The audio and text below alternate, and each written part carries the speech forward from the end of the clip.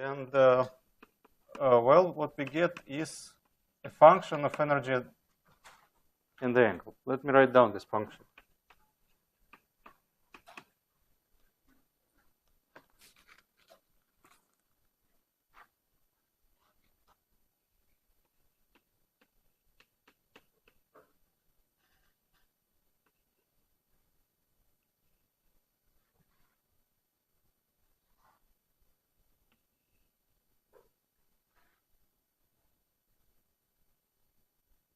So before I write it, let's just check, do a zeroth order check that we haven't made a mistake.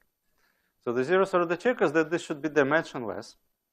So let us see. So this is dimension, and immediately we see that there is something wrong. So because I forgot that there is a power of 4 here. So with that amendment, this works. So this has 4 momenta and this has 4 momenta. So denominator here is very simple, right? So this is the total energy in the center of mass, P plus P prime. So which you can also see from the explicit expressions. So this denominator is simply 4e raised to the 4th power. Okay? And so each of these guys here in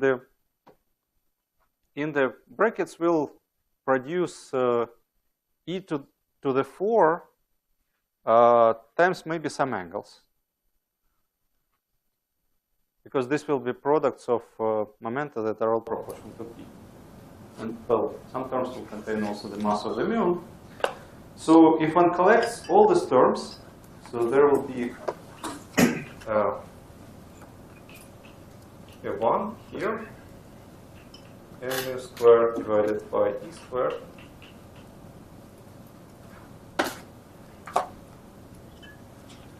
Plus 1 minus m mu squared divided by e squared times the cosine squared of theta.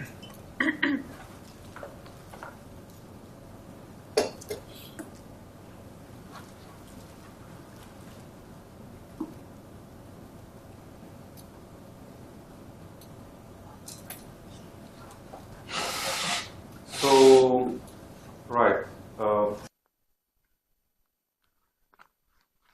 So this is just the result of the calculation.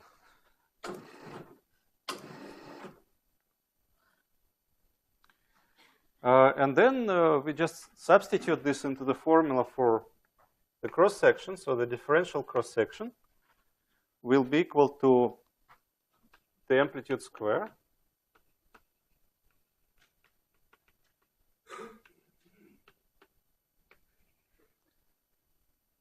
then we should divide by, so in the numerator what we have is the relative velocity times masses of the particles. So let me write it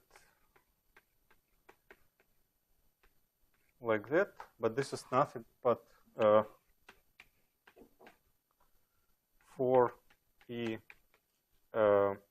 e plus, e minus times the relative velocity.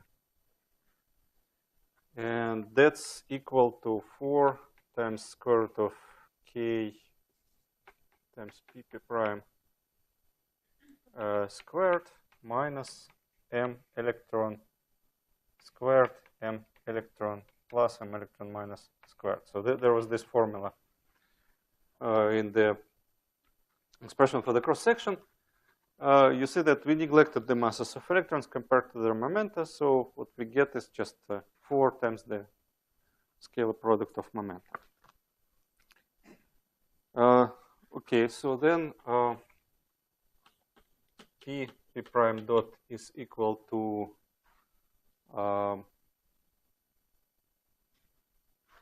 twice the energy squared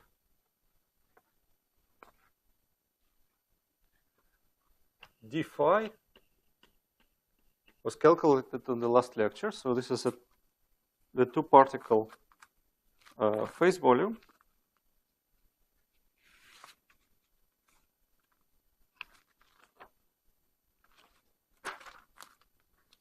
So the phase volume was equal to the element of the solid angle in which the muon flies, divided by 32 pi squared, and the square root of 1 minus m mu squared divided by e squared. So finally, we have all the ingredients.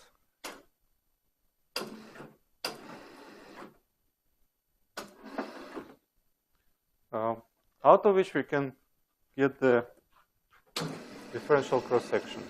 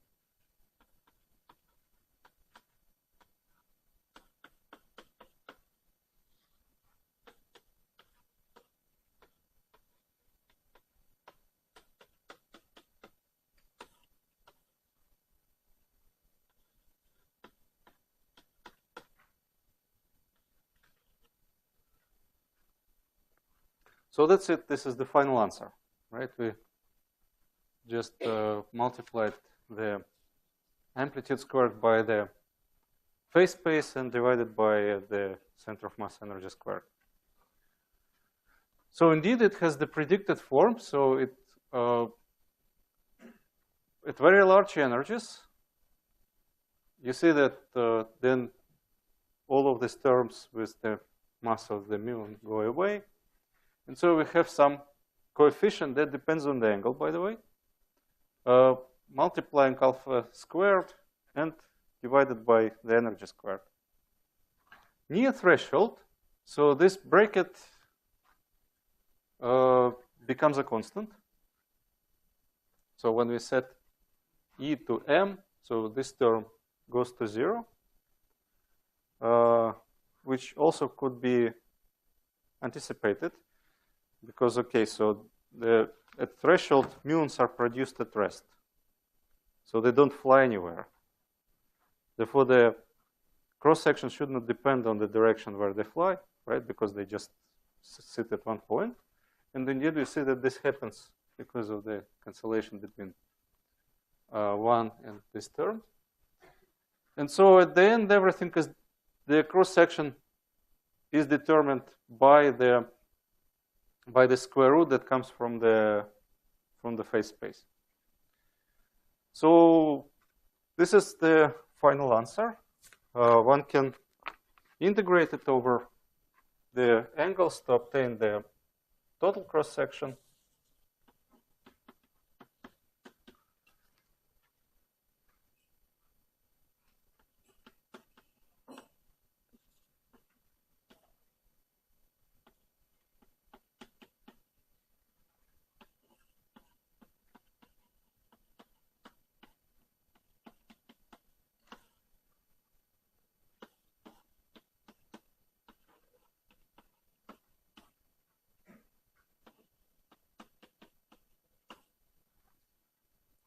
So this is the final result of the calculation. And it describes a curve of this shape.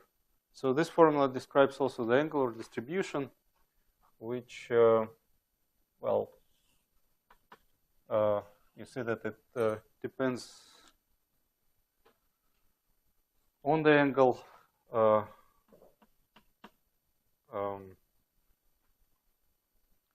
like that. So it has a minimum at pi over 2,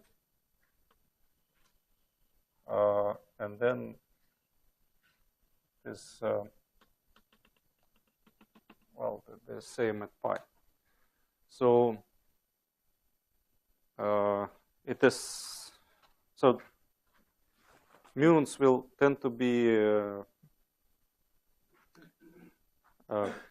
produced in the, more muons will be produced in the forward directions than in the perpendicular direction. So the perpendicular direction, the count of the number of produced muons will be the smallest, but still this curve doesn't go all the way to 0, so there is a non-zero probability to produce a muon that would fly in the out of the plane, out of the reaction. So okay, it took us like more than an hour to do this calculation. And believe me, preparing this was even more, with all the coefficients and traces, etc., etc. And this is the simplest QED calculation. So quantum field theory is not, I mean, it's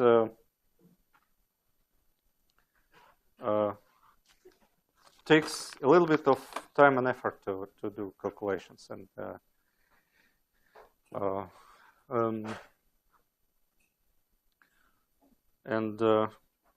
so, well, this was the simplest example. Now, since I have another 20 minutes, I'll just summarize the course. I guess that would be probably useful if I say some general words about what I covered in the lectures.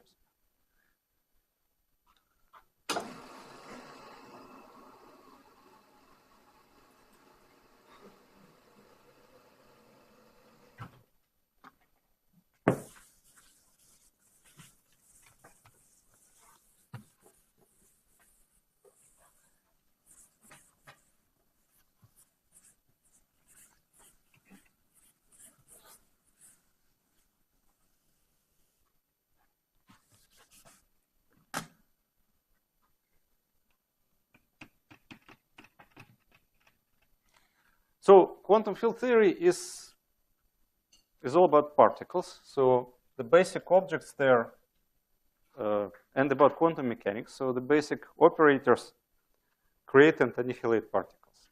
And so we have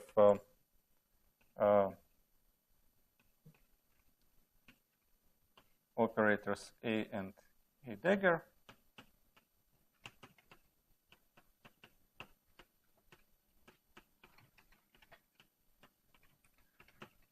That create particles with momenta P and K. So this can be a commutator or an anti-commutator, depending on if these particles are bosons or fermions. And so the Hilbert space of these particles is the Fock space, where generic state contains particles with various momenta. So there's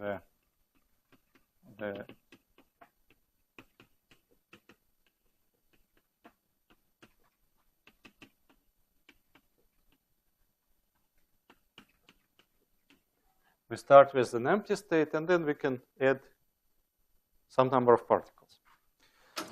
So as we saw, this picture is useful in condensed matter theory or in many body physics, where we are dealing with the systems where the number of particles is big. And then it is convenient to introduce also a Fourier transform of this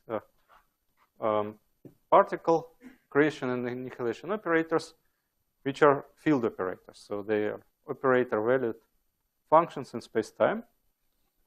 And using that formalism, one can describe, say, Bose-Einstein condensation and things like that, superconductivity. So it's a useful way to understand the collective behavior of many numbers, big numbers of particles.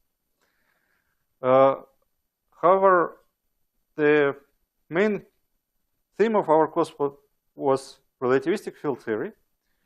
And a completely new feature of relativistic fields is that the number of particles is actually not conserved.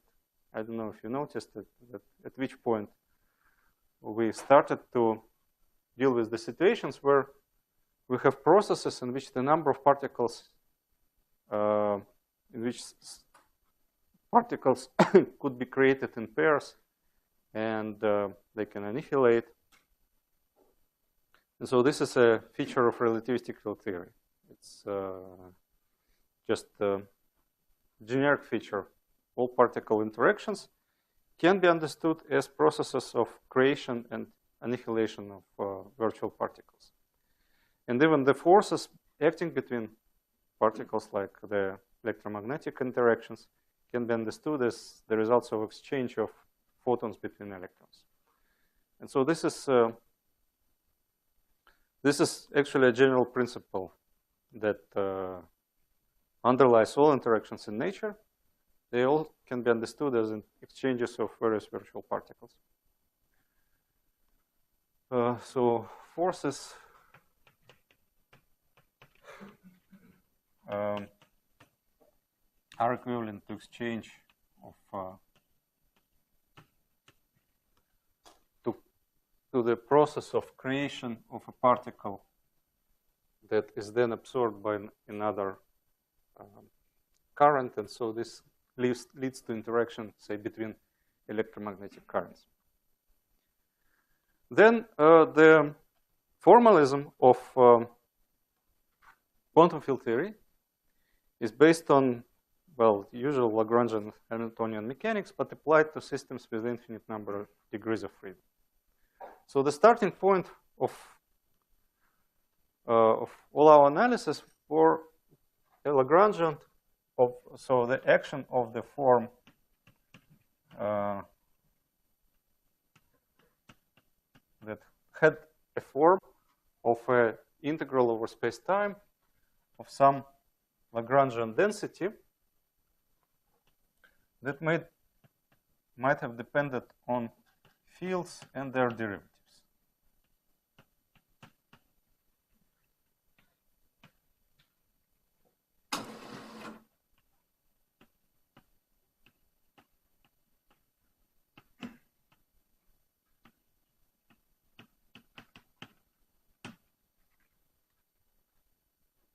It is important to understand that we should treat this really as a mechanical system. So there is, in terms of, we are not inventing any new laws by considering fields. So we apply just the same laws of classical mechanics, classical Hamiltonian mechanics, and then quantum mechanics to quantize the fields, as we would do for any system with such and such number of degrees of freedom. So we just say that phi I of x and t, which we can write by phi I x of t. So x here is just a label, an index that parameterizes the degrees of freedom. So these are our basic dynamical variables.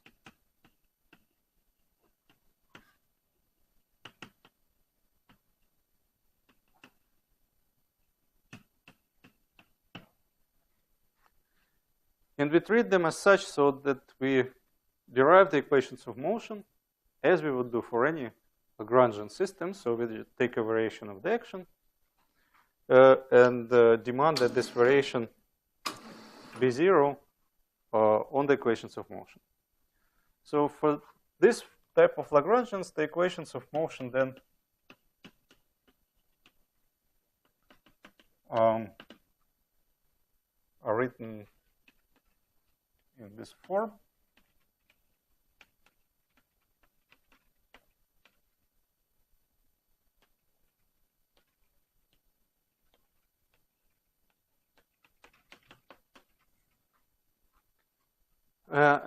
So we have studied quite a few cases where all the equations that we obtained were the equations that you already new, like the Maxwell's equations, or the Klein-Gordon equation and the Dirac equation. So in all the cases, we start with the Lagrangian. The equations of motion are just derived from its variation. An important feature of the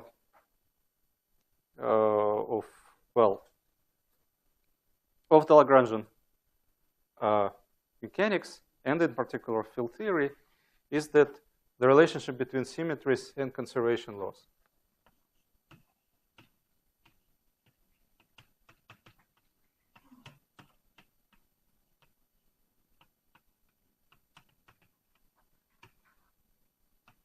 So in classical mechanics, this is not always emphasized. So sometimes in courses in mechanics, Noether theorem is also studied, but not always. The reason that in field theory it plays so prominent role is that applications of field theory in particle physics are so much based on symmetry. So the symmetry principles were extremely powerful during the history of physics in the last century. So all basic theories of fundamental interactions are based on symmetry. So the theory of relativity is, Einstein's theory of gravitation is based on general covariance.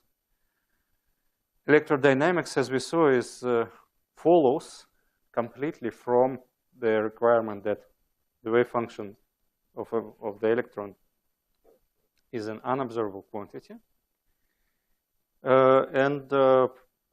All other modern theories of fundamental interactions are based on symmetry principles, which is generalization of this phase invariance in electrodynamics. So that's why symmetries are important. And once we have a symmetry, Noether theorem tells us how to derive a conserved current from the Lagrangian. So there's a Noether theorem that tells us that if the Lagrangian is invariant under transformations of coordinates of this form and accompanied by transformations of fields of this form,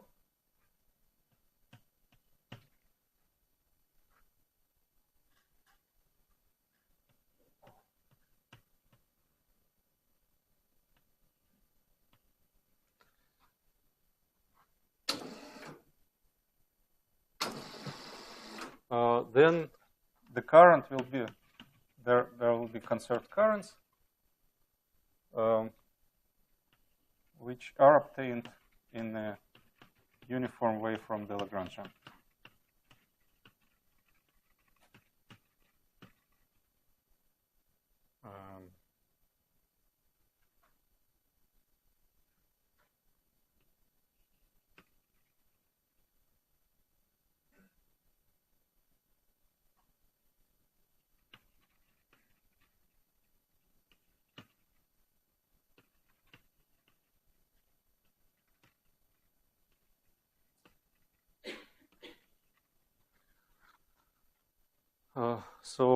Noether theorem tells us that this current is conserved.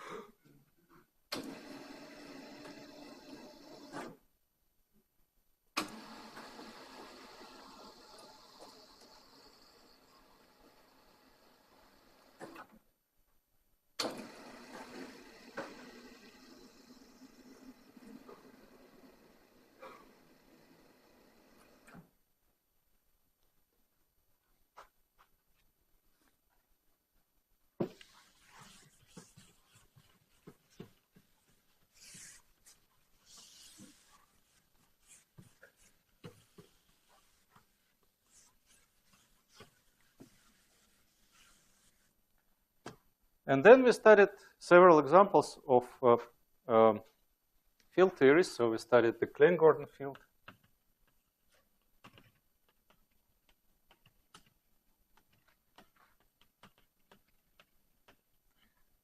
whose Lagrangian is this one. And we realized that it describes scalar particles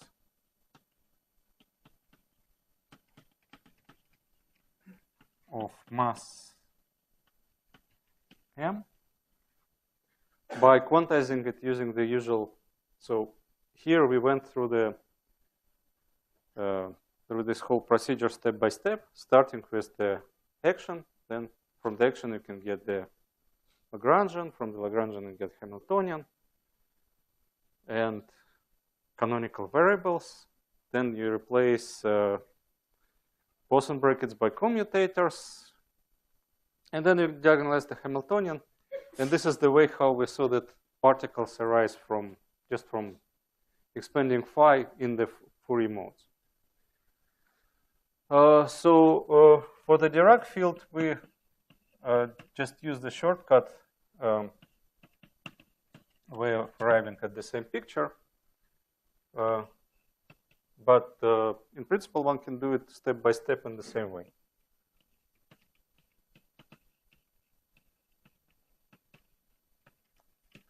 So this describes charged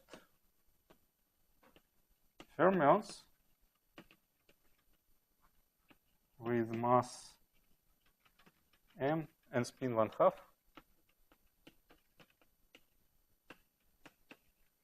So in particular, this Lagrangian describes free electrons and positrons. And then we studied electromagnetic field and also interactions of it with the positrons and the electrons. So the Lagrangian that we wrote was this one.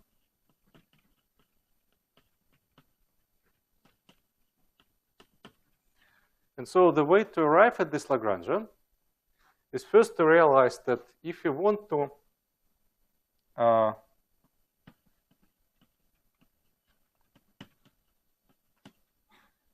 have a symmetry of the wave function with respect to phase rotations that are independent at each point, we need to introduce a compensating field. So that enters in the covariant derivative. So d mu is d mu minus I e a mu. And so A here appears as a compensating field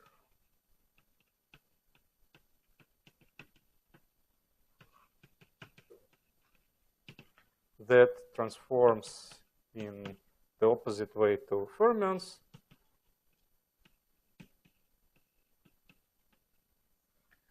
And so it gauges away the non-local, the derivative term in the transformation of the Lagrangian. But it has to be a dynamical field, so we have to write some Lagrangian for it. And in fact, this is the only Lagrangian that you can write that would contain two derivatives. It might not be immediately clear, but if you think a little bit about it, you'll see that there are no other possibilities. And then we arrive at the Lagrangian of electrodynamics that describes Maxwell's equations. So the variation with respect to A would produce the Maxwell's equations. But now this field theory is interacting. So this is an example of an interacting field theory.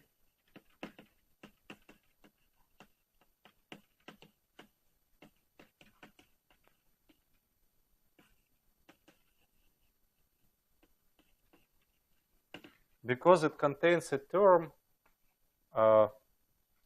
so interaction term here is minus E a mu psi bar gamma mu psi. So you see that it contains three types of fields, and it describes the process of emission of a photon say, by electron. Or if you turn it around, this would describe annihilation of an electron-positron pair into a photon. Or if you turn it again around, that would be a production process of an electron-positron pair by a photon. And then we formulated rules how to calculate probabilities and how to calculate amplitudes of probabilities, treating this as a small perturbation, but in principle to arbitrary ordering. So Feynman diagrams allow one to compute corrections to an arbitrary order in perturbation theory. Well, we explicitly calculated only the simplest case where the diagram was of the leading order and it didn't contain loops. So the feature of this calculation, a feature of this calculation was that all the momenta were determined by conservation laws, right? So we didn't integrate over. So in principle, in the Feynman rules that we formulated, there are lots and lots of integrals over intermediate momenta of some particles in the diagram. In all the examples that we considered, these integrals are eliminated by delta function of momentum conservation. Now, if you consider loop diagrams, namely diagrams that contain closed contours,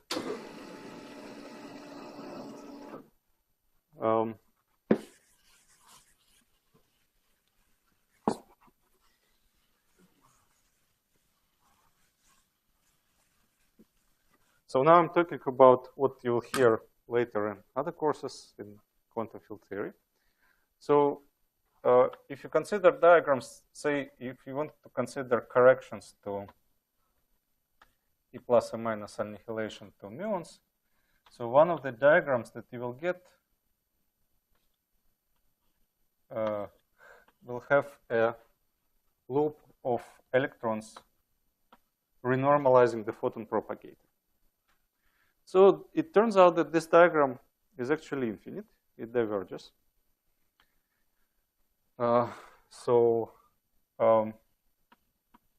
Which has to be compensated by saying that the electric charge that stands in the Lagrangian is also infinite. So it can be compensated by renormalization of electric charge.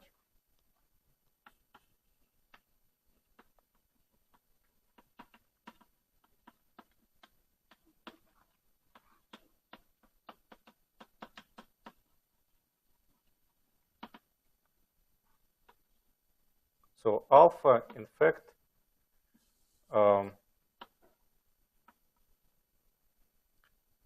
there are two interesting effects. So first effect is that we have to renormalize the charge.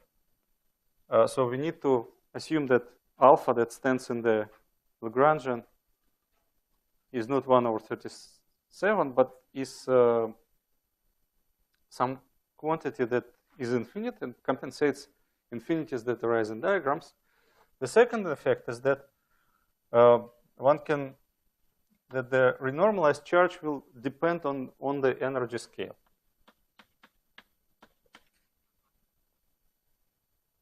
So it will be to the leading order to be equal to alpha, but then there will be a correction of this form. So there will be some constant, which I don't remember,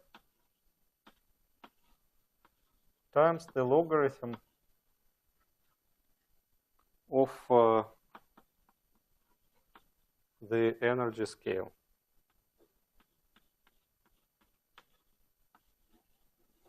Where mu is some arbitrary normalization.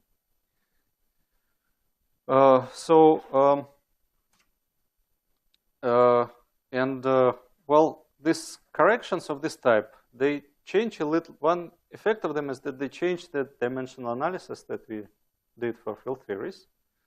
so that couplings and masses that appear, parameters that appear in the Lagrangian, they gain anomalous dimensions. So their dimension starts to depend on the interaction strength. And so interactions that were marginal, like QED interaction is marginal, described by massless, by dimensionless coupling, which is independent of energy scale.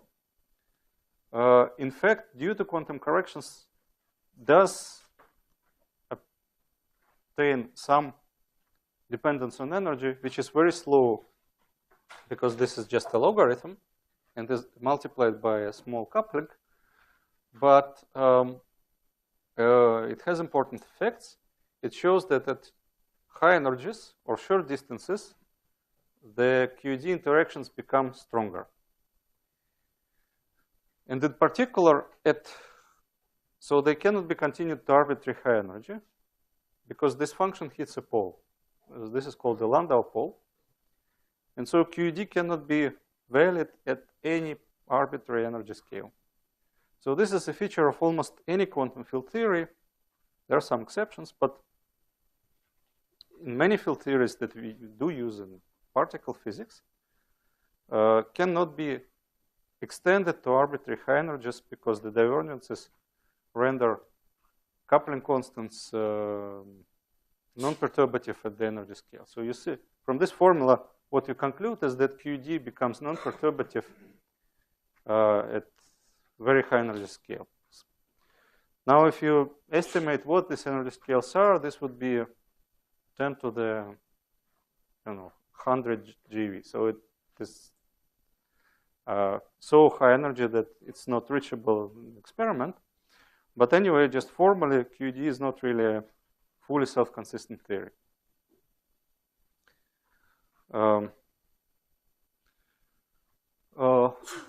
Okay, so then I guess this is not the only useful theory in particle physics. And theories that describe all interactions as we know them are based on a simple generalization of QED. So these are called non-abelian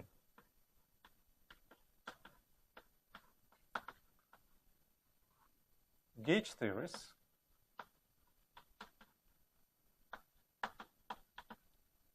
And so the Lagrangian looks exactly as the QED Lagrangian, but you have to understand letters in a different way.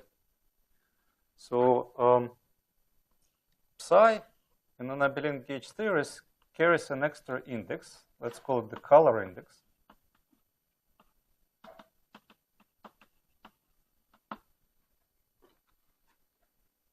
So it is a spinor, but it also has some labels that we call colors, which say run from, I don't know, 1 to 3. So blue, red, and green. We require the theory to be invariant under unitary transformations of this color index.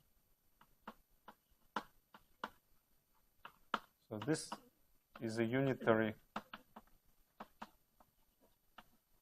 matrix, let's say with unit determinant.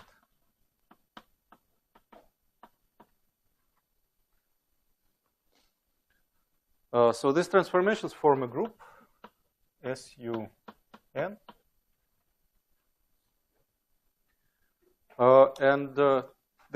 So to make this invariance of the Lagrangian, if you write it down, if you write down it in the Lagrangian, it will not be invariant because the derivatives will also act on this matrix. So we need to add a compensating field. So the compensating field will then also be a matrix.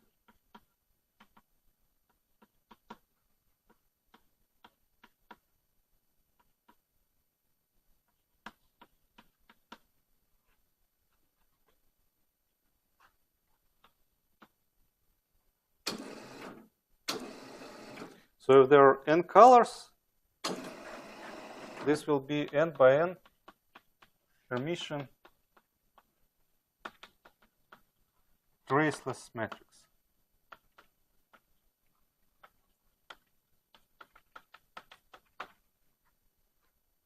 And one can write down an analog of F mu for it.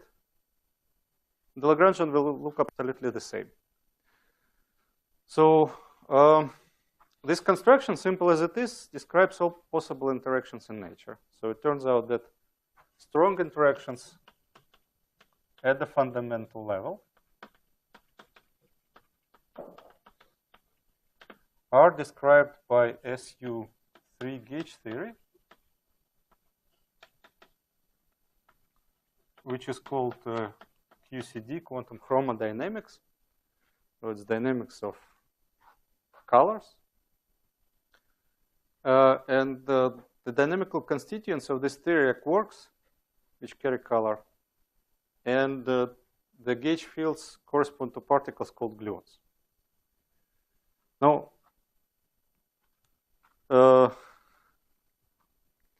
this is one example of the theories where perturbation theory doesn't give us the full truth. So it can be applied only at very, very high energies.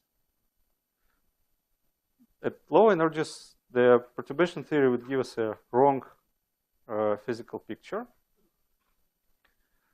because we know that there are no free gluons, and quarks can only appear as bound states inside protons and neutrons.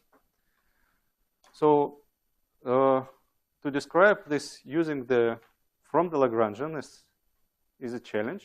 This is still an unsolved problem. Just because the interaction strength is very strong, we cannot do perturbation theory. And non-perturbative methods in field theory are hard to develop. So weak interactions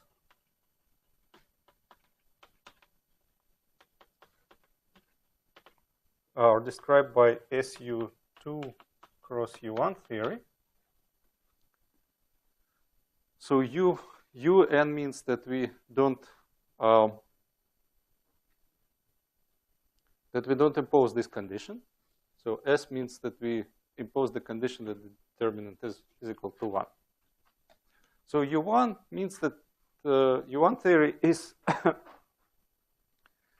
the gauge transformations are numbers. So this is so Q in this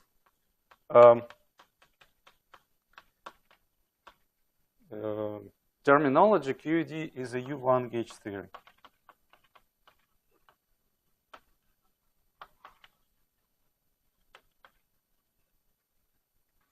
So weak interactions are actually described by a product of there are two types of particles that mediate the weak interaction forces. And so, well, why don't we see these particles, and why there are no Lagrange forces associated to them? Well, the reason is that this symmetry is broken.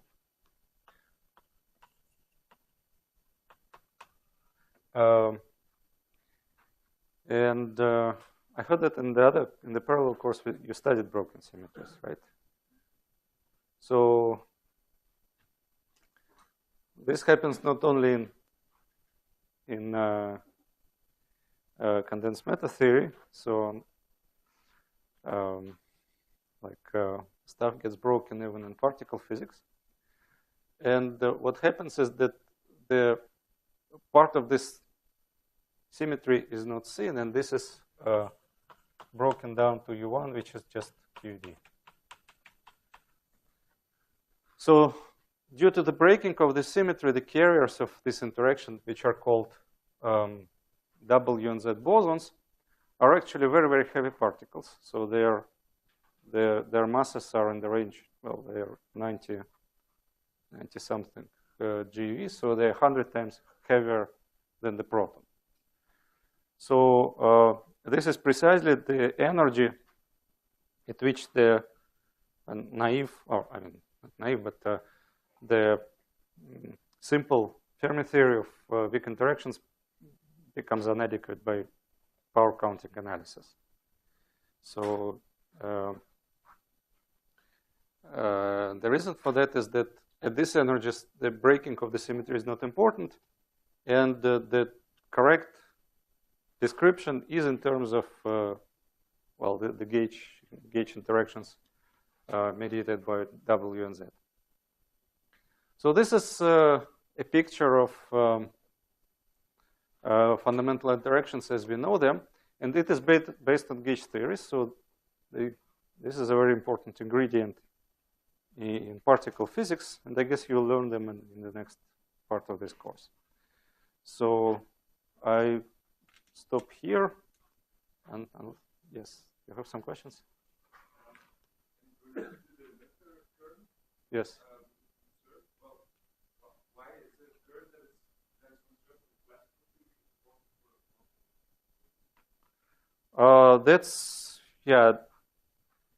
That's an interesting question.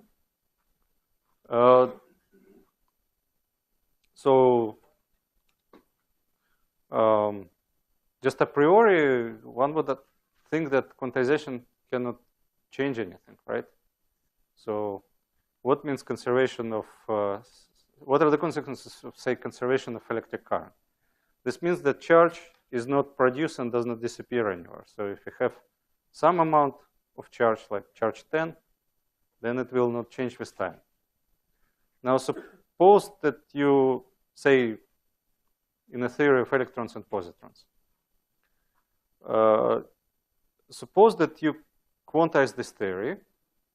Well, quantization cannot possibly affect this, right? It will still, I mean, the number of positrons and electrons cannot, I mean, they can only appear and disappear in pairs. So charge conservation carries on into quantum theory. Now, there are examples in which this is not true. So it is difficult to imagine how that can happen. And this has to do with infinities that appear in Feynman diagrams. So it turns out that certain symmetries get quantum anomalies. So naively, when you quantize, you may think that there is a conserved charge associated to them, but then there are quantum corrections that violate this conservation. Yeah. Yes.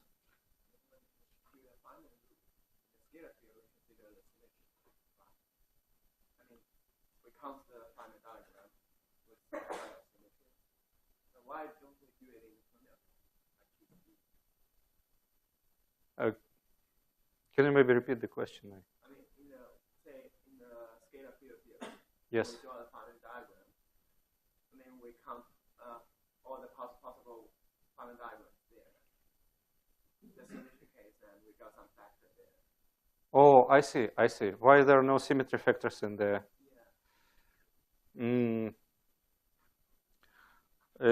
So the reason is that all particles are distinguishable. So in QED, so the positron is different from electron and different from the photon. Yeah, that's the thing when we consider but the electron-electron scattering. So we can change the two electrons. But I think, oh, let me see. So I'm afraid to give a wrong answer, but I think that in diagrams that involve only photons, you can have symmetry factors. But I'm not very sure. Yes? Then you have one electron in the up, one electron in the down, we can change it. Well, but there's a diagram that takes care of this. So there is a diagram that with two ends going parallel and then with two ends crossing. Yeah, I don't say the crossing case, I say the parallel. We can change it to the system of the two electrons.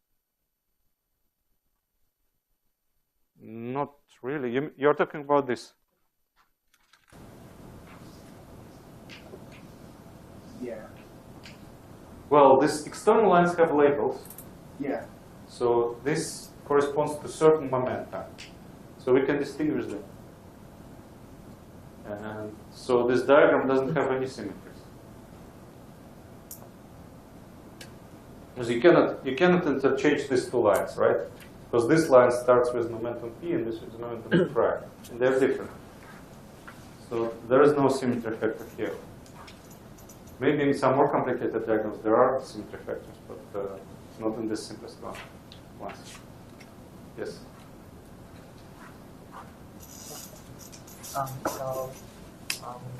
Would you mind explaining why how you tell the state field responds to the spin field?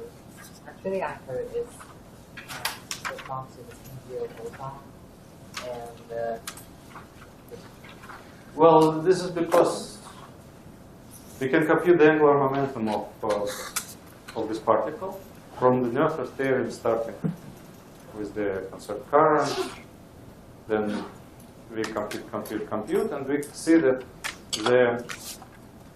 this particle only carries orbital angular momentum, so there's no spin. I think I should defer all questions to. I'll be around, so if you want to ask something, just come back and ask. And I wish to thank you all of you for participating in this course, and have a nice day for the rest of the year. Thank you.